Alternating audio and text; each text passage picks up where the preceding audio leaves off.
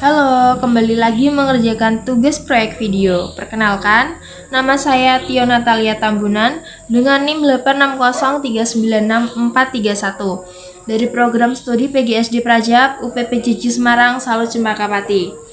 Pada tugas yang ketiga ini, saya akan membahas tentang pilar-pilar pendidikan dan relevansinya di era digital. Topik ini penting karena perkembangan teknologi sekarang membawa banyak perubahan dalam dunia pendidikan. Perubahannya bukan hanya terlihat dari penggunaan teknologi saja saat belajar, tetapi juga cara guru mengajar dan cara siswa menerima informasi sampai bagaimana karakter peserta didik terbentuk di era digital sekarang. Kalau membahas tentang pilar, sebenarnya maknanya cukup sederhana ya, yaitu sebagai dasar atau penyangga utama. Dalam pendidikan, pilar bisa dipahami sebagai nilai atau prinsip yang menjaga arah pendidikan tetap jelas. Jadi, walaupun teknologi terus berkembang dan cara belajar berubah sangat cepat, pendidikan tetap membutuhkan pegangan agar tidak kehilangan tujuan utamanya. Karena pada akhirnya pendidikan bukan hanya soal menyampaikan materi saja, tetapi juga membentuk manusia yang memiliki nilai dan karakter yang baik. Di Indonesia, salah satu tokoh pendidikan yang sangat berpengaruh adalah Ki Hajar Dewantara. Beliau memperkenalkan 3 prinsip pendidikan yang sampai sekarang masih relevan, yaitu ing ngarsa sung tulodo, ing madya mangun karsa, dan tutwuri handayani. Menariknya, meskipun prinsip ini sudah ada sejak lama, nilai-nilai di dalamnya masih terasa dekat dengan kondisi pendidikan saat ini. Prinsip yang pertama, ing ngarsa sung tulodo, berarti seorang pendidik harus mampu memberi teladan. Kalau dikaitkan dengan era digital sekarang, peran ini justru terasa semakin penting. Guru tidak hanya dilihat saat mengajar di kelas, tapi juga cara mereka menggunakan media sosial, menyampaikan pendapat, dan menyikapi informasi di internet. Misalnya, ketika guru membagikan informasi di media sosial, peserta didik bisa langsung melihat apakah informasi tersebut disampaikan dengan bijak atau justru menimbulkan perdebatan yang kurang baik. Karena itu, guru tidak cukup hanya menguasai materi pelajaran, tetapi juga perlu menunjukkan sikap yang baik dalam menggunakan teknologi. Dari sini terlihat bahwa tantangan pendidikan saat ini bukan hanya soal kemampuan akademik saja, tetapi juga tentang keteladanan di ruang digital. Kemudian ada prinsip ing madya mangun karsa, yang berarti membangun semangat di tengah peserta didik.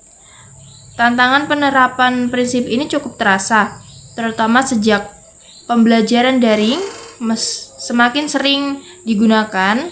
Banyak siswa mudah bosan ketika belajar terlalu lama melalui layar. Bahkan saat pembelajaran daring berlangsung, tidak sedikit siswa justru membuka media sosial atau aplikasi lain karena merasa pembelajaran monoton. Akibatnya, guru perlu lebih kreatif agar pembelajaran tetap terasa hidup dan siswa mau terlibat aktif. Kadang, masalahnya bukan hanya pada materi yang sulit, tetapi juga cara penyampaiannya yang kurang dekat dengan kehidupan sehari-hari siswa. Dari kondisi ini terlihat bahwa pendidikan di era digital membutuhkan pendekatan yang lebih manusiawi dan komunikatif. Prinsip berikutnya adalah tutwuri handayani, yang berarti memberi dorongan dari belakang. Prinsip ini terasa sangat cocok dengan kondisi sekarang. Ketika informasi bisa diakses dari mana saja, guru bukan lagi satu-satunya sumber pengetahuan, karena siswa dapat belajar melalui internet, video, maupun platform digital lainnya. Tetapi justru karena informasi terlalu banyak, siswa tetap membutuhkan arahan agar tidak mudah percaya pada informasi yang salah. Misalnya sekarang, banyak peserta didik langsung membagikan informasi dari media sosial tanpa memeriksa kebenarannya terlebih dahulu. Oleh karena itu, peran guru tetap penting sebagai pembimbing, bukan hanya sebagai penyampai materi saja. Kalau dilihat dari perspektif filsafat pendidikan. Perkembangan pendidikan di era digital juga bisa dipahami melalui ontologi, epistemologi, dan aksiologi. Secara ontologi, pembahasannya berkaitan dengan hakikat pendidikan itu sendiri. Di era digital sekarang, pendidikan tidak bisa hanya dipahami sebagai proses menyampaikan informasi atau mengejar kemampuan teknologi. Pendidikan tetap memiliki tujuan utama untuk membentuk manusia yang utuh, baik dari sisi pengetahuan maupun karakter. Jadi, walaupun teknologi semakin canggih, pendidikan tetap harus memiliki arah yang jelas dalam bentuk sikap dan kepribadian peserta didik. Kemudian dari sisi epistemologi, pembahasannya berkaitan dengan bagaimana pengetahuan diperoleh. Sekarang siswa bisa mendapatkan informasi dengan sangat cepat melalui internet, media sosial, maupun teknologi digital lainnya. Namun, di sisi lain, tidak semua informasi yang diterima langsung benar atau dapat dipercaya. Contohnya, masih banyak siswa yang mengambil informasi dari internet tanpa memahami sumbernya terlebih dahulu. Karena itu, peserta didik perlu memiliki kemampuan berpikir kritis agar tidak mudah menerima informasi secara mentah. Sedangkan dari sisi aksiologi, pembahasannya berkaitan dengan nilai dan manfaat pendidikan. Di era digital, teknologi memang memberi banyak kemudahan dalam proses belajar, tetapi pendidikan tidak cukup hanya membuat siswa pintar menggunakan teknologi.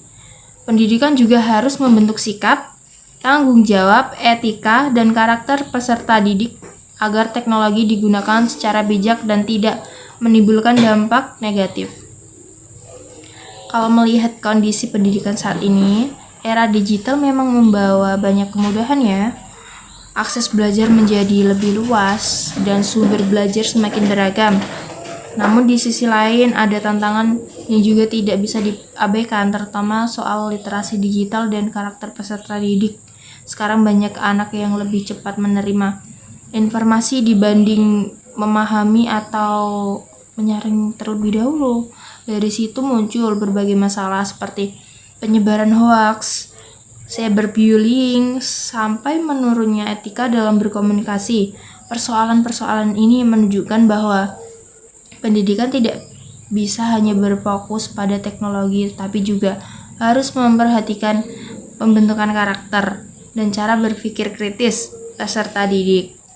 Di bagian ini terlihat bahwa prinsip pendidikan dari Ki Hajar Dewantara masih relevan untuk menghadapi persoalan tersebut.